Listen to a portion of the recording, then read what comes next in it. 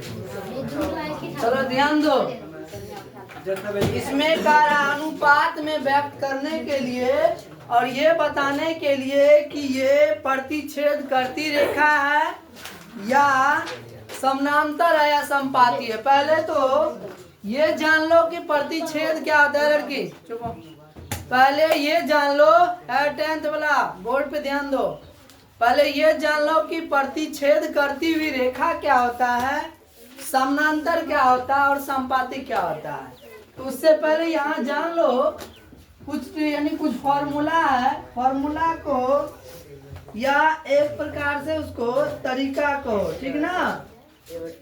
देखो, अगर A1 by A2, A1 bye क्या लिखे बता दे रे, A1 बाय A2। ध्यान दो, A1 बाय A2 बराबर B1 बाय B2 बराबर C1 by C2, C1 by C2।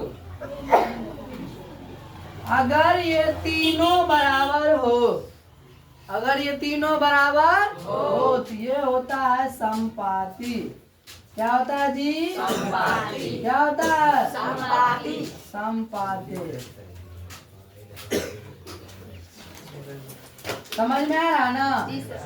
अगर A1 बाय A2 बराबर B1 by B2 does not equal C1 by C2, अगर इस तरह से हो वो हो जाता है समानांतर।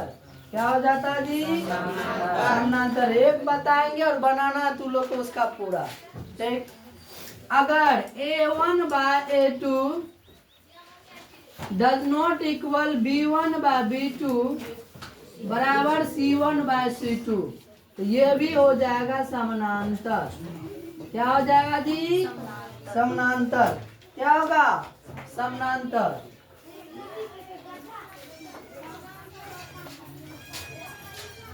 क्या बोला, समानांतर।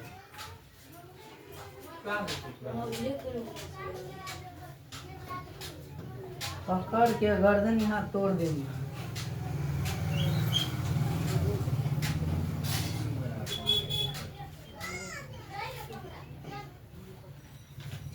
क्या हो जाएगा जी, A1 by A2 does not equal B1 by B2 बराबर क्या हो जाएगा, C1 बाय C2। अगर इस फॉर्म में हो तो वो भी हो जाता है समानांतर।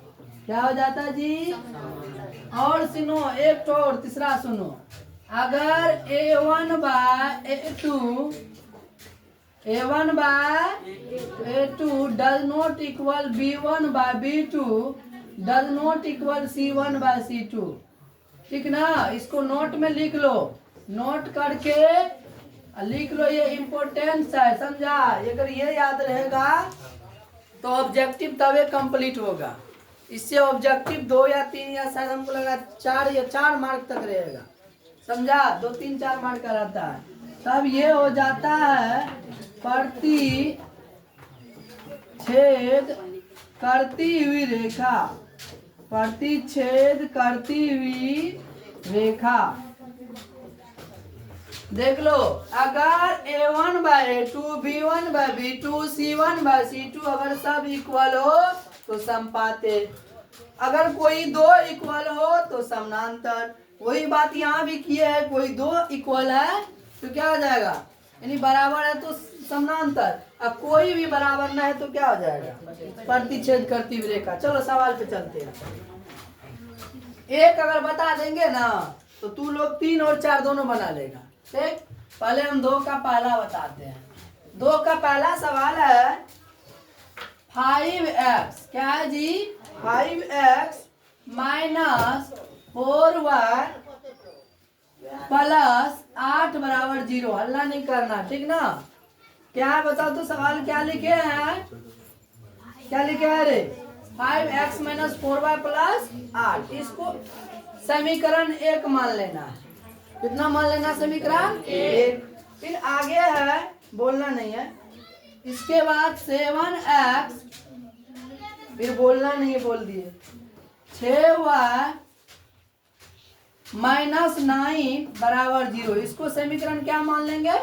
2। क्या मान लेंगे? अब समीकरण 1 से A1 B1 C1 तैयार होता है और समीकरण 2 से A2 B2 C2 तैयार होता है। अब यहाँ जान लो A1, अभी हम जस्ट बोले समीकरण 1 से A1 B1 C1 और समीकरण 2 से A2 B2 C2। समझ रहा है? अब यहाँ देख लो A1 का मान होता है x के पीछे वाला, x के पीछे वाला जो गुना में है। बता x के पीछे क्या है? 5। x के पीछे क्या है बता तेरे? 5 है ना जी।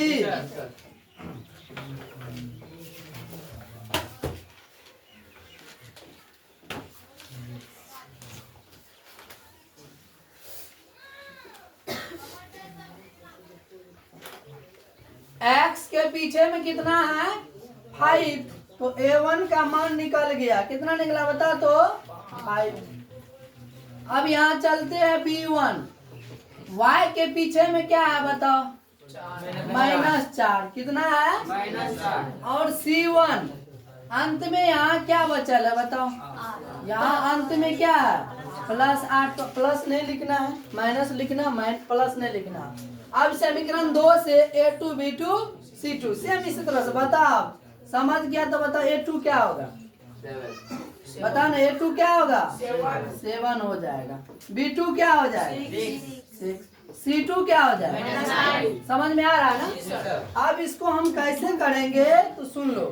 A1 बाय A2 क्या करेंगे? B1 बाय C1 बाय सब में ऐसे ही करना है। अब बता यहाँ जो है A1 का मान बैठाओ। A1 का मान कितना बताओ? 5। A2 का मान कितना? 7 बराबर। B1 का मान कितना? 4। B2 का मान कितना? 6। C1 का मान कितना? 8। C2 का मान कितना? 9। बता इसमें से कोई आपस में बराबर है? ना ये इससे बराबर है, ना ये इससे बराबर है, ये है ना इससे बराबर। कहते घेरना नहीं तू लोग को, हम समझा रहे। ये एक दूसरे से कोई आपस में बराबर है नहीं ना? तो इसको हम लिख सकते हैं A1 by A2 does not equal B1 by B2 does not equal C1 by C2। जब कोई बराबर ना हो तो क्या होगा? हमको लग रहा है पूरा चैप्टर खत्म हो जाएगा। बना लेगा इसे? तो अगला 2 सवाल है फटाक्सिन बनाओ। तो यहाँ क्या लिखेंगे? प्रतिच्छेद करती हुई रेखा। दोबारा बताना पड़ेगा या समझ गया? पक्का ना? ठीक है, बना के दिखाओ तो। तब तक ये लोग हम क्वेश्चन लिखाते हैं। ये जरूर याद रखना पड़ेगा, ठीक ना? अच्छा से लिख लो। अब हम इन लोग को क्वेश्चन लिखाते हैं।